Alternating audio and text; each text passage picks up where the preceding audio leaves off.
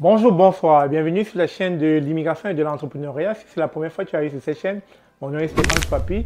Ici, nous parlons d'immigration et d'entrepreneuriat parce que nous sommes certains que ce sont les informations qui vous aideront non seulement à immigrer au Canada, mais surtout à prendre votre place au Canada.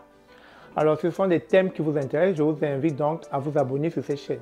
Aujourd'hui, nous allons parler des erreurs que commettent très souvent les étudiants internationaux lorsqu'ils désirent immigrer au Canada. En passant, je l'ai toujours dit sur cette chaîne, vous pouvez faire votre projet d'immigration de vous-même, mais si jamais vous n'avez pas de temps, d'énergie, etc., nous travaillons avec Nora et Chantal qui pourront vous aider, vous accompagner à bien préparer votre projet d'immigration. Alors, cette vidéo concerne uniquement les étudiants. Alors, si tu es étudiant, je pense qu'il serait très intéressant pour toi de savoir quelles sont les erreurs que tu commets très souvent lorsque tu fais ta demande. Alors, la première erreur que vous commettez, c'est de choisir des établissements d'enseignement qui ne sont pas admissibles au permis de travail post-diplôme. La deuxième erreur que vous commettez, c'est que vous n'étudiez pas à temps plein. Et lorsque vous n'étudiez pas à temps plein, au moment de vouloir renouveler, l'agent d'immigration ne sera pas convaincu que vous étiez au Canada pour les études, vu que vous n'avez pas fait votre section de manière complète. La troisième erreur que vous commettez, c'est que vos programmes d'études ne sont pas assez longs. Et vous savez que lorsque le programme d'études n'est pas long, l'agent de l'immigration n'est pas convaincu. Pour lui, c'est un moyen pour vous d'entrer au Canada parce que vous n'êtes pas vraiment pour les études.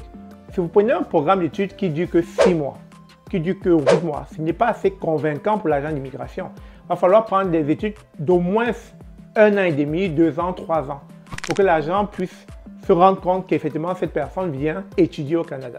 La quatrième erreur que vous commettez, c'est que vous ne prolongez pas votre permis d'études à temps.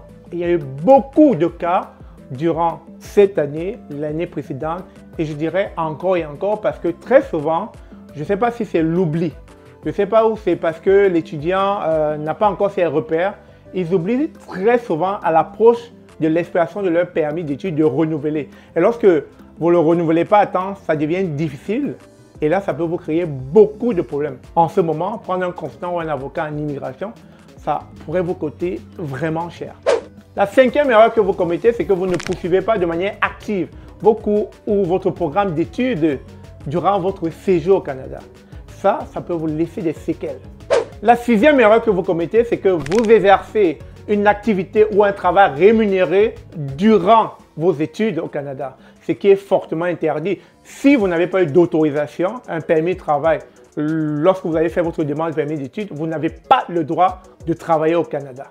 La septième erreur que vous commettez, c'est que vous n'anticipez pas. Vous venez étudier, c'est bien beau, mais anticipez, qu'est-ce que je ferai après mes études? Où irai-je après mes études? Est-ce que je veux rester au Canada? Est-ce que j'aimerais aller pour la demande d'une résidence permanente, partir de temporaire à permanent? Parce que lorsque vous venez ici avec un permis d'études, vous êtes résident temporaire. Alors vous vous dites, est-ce qu'après mes études, je voudrais rester permanemment au Canada? Donc il va falloir anticiper et faire donc tout pour que vous convergiez vers une demande de résidence permanente. C'est là où beaucoup d'étudiants échouent parce que beaucoup se sont fermés dans les études, n'ont pas anticipé quels sont les débouchés du marché de l'emploi canadien, alors quelles sont mes perspectives de carrière ici. Et donc quand ils finissent leurs études, ils sont comme qu'est-ce que je fais maintenant? C'est là qu'il faut anticiper. Donc vivement, voilà les 7 erreurs que je voulais vous présenter dans cette vidéo à éviter lorsque vous voulez venir en tant qu'étudiant international au Canada. Si cette vidéo vous a plu, n'hésitez pas comme toujours, abonnez-vous, partagez et likez. La chaîne est maintenant en train de passer à plus de 20 000 abonnés et ça c'est grâce à vous. Je vous remercie et à très bientôt, je vous aime.